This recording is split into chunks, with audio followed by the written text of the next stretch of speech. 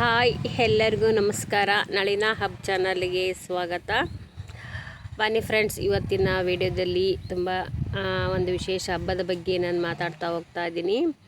ಈ ಚಾನಲನ್ನು ನೀವು ಸಬ್ಸ್ಕ್ರೈಬ್ ಮಾಡಿ, ಹಾಗೆಯೇ ಲೈಕ್ ಮಾಡಿ ಮತ್ತು ಈ ವಿಡಿಯೋವನ್ನು ಕೊನೆ ತನಕ ನೋಡಿ. ನಳಿನ ಹಬ್ಬ ಅಂದ್ರೇನು ನಾನು ಮೊದಲಿನ ವಿಡಿಯೋಗಳಲ್ಲೇ ತಿಳಿಸಿದ್ದೀನಿ. ನಳಿನ ಹಬ್ಬ ಅಂದರೆ ಎಲ್ಲ ವಿಚಾರಗಳ ಕೇಂದ್ರ, ಬಿಂದು ಕ್ಷೇತ್ರ ಅಂತ ಕೂಡ ಹೇಳ್ಬೋದು. ಎಲ್ಲ ವಿಷಯಗಳ ಬಗ್ಗೆ ನಾನು ನಿಮಗೆ ವಿಡಿಯೋ ಮಾಡಿ ತೋರಿಸ್ತಾ ಇರ್ತೀನಿ. ಅದಕ್ಕೆ ಇವತ್ತು ಒಂದು ಅಜ್ಜಿ ಹಬ್ಬ, ಅದ್ರ ಬಗ್ಗೆ ನಾನು ವಿಡಿಯೋವನ್ನು ಮಾಡಿದ್ದೆ. ಅದನ್ನೇ ಕೂಡ ಇವತ್ತು ನಾನು ಅಪ್ಲೋಡ್ ಮಾಡ್ತಾ ಇದ್ದೀನಿ. ಈ ವಿಡಿಯೋವನ್ನು ಕೊನೆ ತನಕ ನೋಡಿ. ಬನ್ನಿ ಫ್ರೆಂಡ್ಸ್, ಅಜ್ಜಿ ಹಬ್ಬದ ವಿಶೇಷ ಮತ್ತು ಮಹತ್ವ ಏನು ಅಂತ ತಿಳ್ಕೊಳ್ಳೋಣ.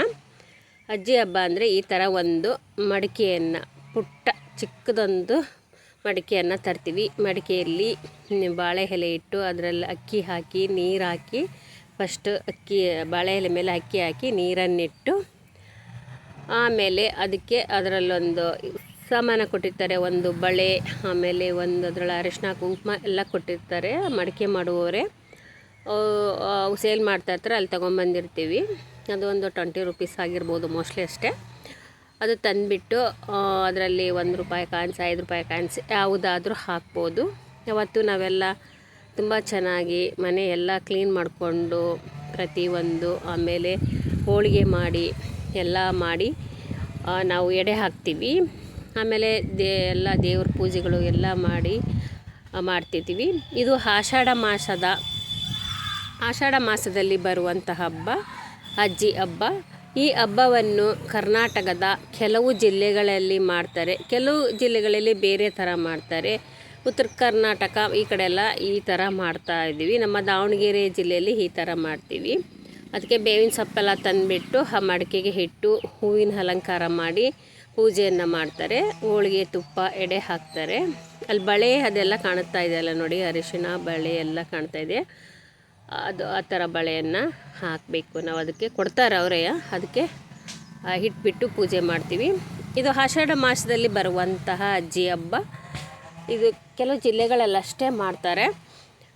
ಈ ಹಬ್ಬವನ್ನು ಸಾಂಪ್ರದಾಯಿಕವಾಗಿ ಇಡೀ ಹಿಂದಿನ ಕಾಲದಿಂದಲೂ ನಡ್ಕೊಂಡು ಬಂದಿದೆ ಈ ಹಬ್ಬ.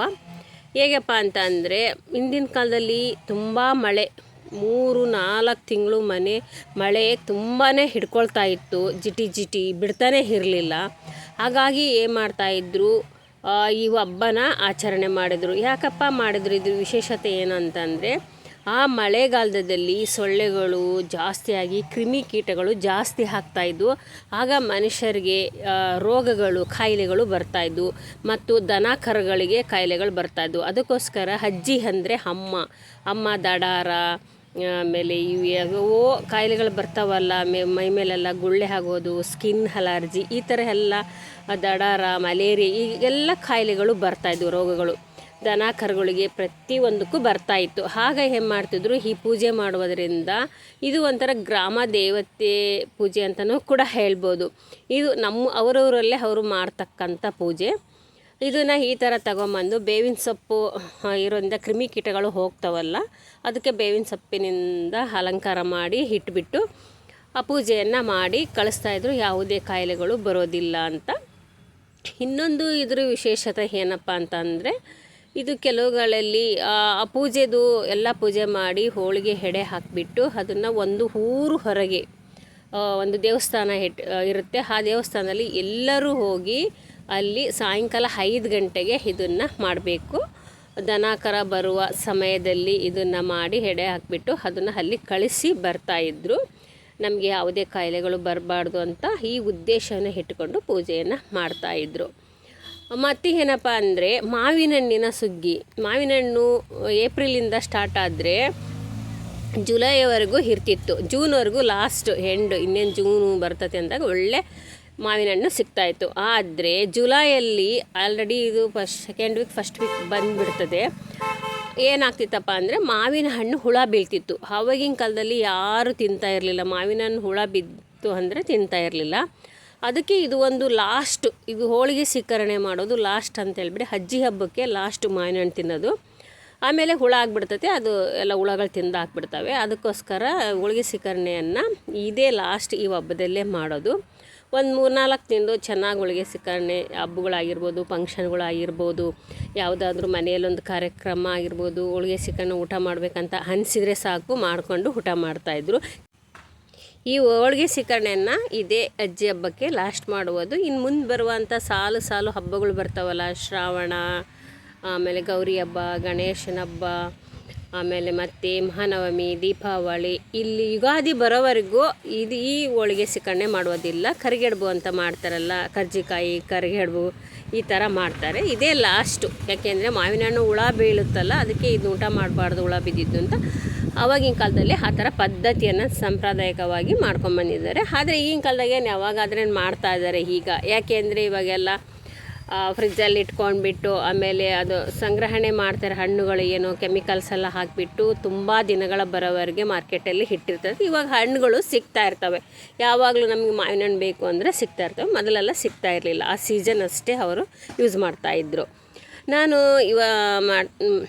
ಓಕೆ, ಇವತ್ತು ಲಕ್ಷ್ಮೀ ಪೂಜೆ 3ನೇ ವಾರ ಇವತ್ತು ಕೂಡ ಮಾಡ್ತಾಯಿದ್ದೀನಿ ಫ್ರೆಂಡ್ಸ್. ನಿಮಗೆ ವಿಡಿಯೋವನ್ನು ಹಾಕಿದ್ದೀನಿ. 3ನೇ ವಾರ ಈ ಲಕ್ಷ್ಮೀ ಪೂಜೆ ಶ್ರಾವಣ ಮಾಸದಲ್ಲಿ ಮಾಡೋದರಿಂದ ನಮಗೆ ತುಂಬ ಒಳ್ಳೆಯದಾಗುತ್ತದೆ. ಲಕ್ಷ್ಮಿ ನಮಗೆ ಹೊಲಿತಾಳೆ ಅನ್ನೋ ಒಂದು ಪದ್ಧತಿ ಇದೆ. ಅದಕ್ಕೆ ನಾನು 3 ವಾರನೂ ಕೂಡ ಪೂಜೆ ಮಾಡಿದ್ದೀನಿ. ಇದು 3ನೇ ವಾರ. ನೆಕ್ಸ್ಟ್ ವಾರ ಲಾಸ್ಟ್ ಲಕ್ಷ್ಮೀ ಪೂಜೆ ಇದೆ ಆಷಾಢ ಮಾಸದಲ್ಲಿ. ಮತ್ತೆ ಬನ್ನಿ, ಈ ವಿಡಿಯೋವನ್ನು ನೀವು ಕೊನೆ ತನಕ ನೋಡ್ತಾ ಇದ್ದೀರಾ ಅಂದ್ಕೊಂಡಿದ್ದೀನಿ. ನಳಿನ ಹಬ್ಬ ಅಂದರೆ ಎಲ್ಲ ಇನ್ಮೇಲೆ ನಾನು ವಿಡಿಯೋ ಹಾಕೋದು ಕೆಲವು ಈ ಹಬ್ಬಗಳು ಮುಗಿಯೋವರೆಗೂ ಲಕ್ಷ್ಮೀ ಹಬ್ಬ, ವರಮಹಾಲಕ್ಷ್ಮಿ ಹಬ್ಬ, ಗಣೇಶನ ಹಬ್ಬ, ಗೌರಿ ಹಬ್ಬ, ಈ ಥರ ಎಲ್ಲ ವಿಡಿಯೋಗಳನ್ನು ಹಾಕ್ತಾಯಿದ್ದೀನಿ. ಉಂಡೆ ಮಾಡೋದು ಎಲ್ಲ ನಿಮಗೆ ತೋರಿಸ್ತೀನಿ ಈ ವಿಡಿಯೋಗಳನ್ನು. ಈ ವಿಡಿಯೋವನ್ನು ನೀವು ನೋಡಿದ್ದೀರಿ ಅಂತ ನಾನು ತಿಳ್ಕೊಳ್ತಾ ಇದ್ದೀನಿ. ಈ ಸೀಸನಲ್ಲಿ ತುಂಬ ಹೂಗಳು ಬಿಡ್ತವೆ. ಶಾವಂತಿಗೆ ಹೂವು ತುಂಬ ಬಿಡುತ್ತೆ. ಆಮೇಲೆ ಗೊರಟಿ ಹೂಗಳು ಬಿಡ್ತವೆ. ಡೇರೆ ಹೂಗಳು ಕೂಡ ಬಿಡ್ತವೆ. ಈ ಆಷಾಢ ಮಾಸದಲ್ಲಿ ಅಥವಾ ಶ್ರಾವಣದಲ್ಲಿ ತುಂಬ ಹೂಗಳು ಬಿಡ್ತವೆ. ನಾನು ಇದನ್ನು ಮಾರ್ಕೆಟಿಂದ ತಂದು ಶುಕ್ರವಾರ ಮಾರ್ಕೆಟ್ಗೆ ಹೋಗಿ ತಂದು ಪೂಜೆ ಮಾಡಿದ್ದೀನಿ. ಈ ವಿಡಿಯೋವನ್ನು ನೀವು ನೋಡಿದ್ದಕ್ಕಾಗಿ ಧನ್ಯವಾದಗಳು.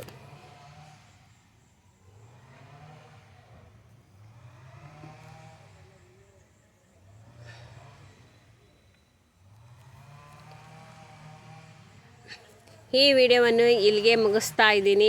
ಮತ್ತೊಂದು ವಿಡಿಯೋದೊಂದಿಗೆ ಬರ್ತೀನಿ. ಮುಂದೆ ಹಬ್ಬಗಳ ಸರಮಾಲೆನೇ ಇದೆ. ಹಬ್ಬಗಳ ಬಗ್ಗೆ ನಿಮಗೆ ವಿಡಿಯೋ ಹಾಕ್ತಾ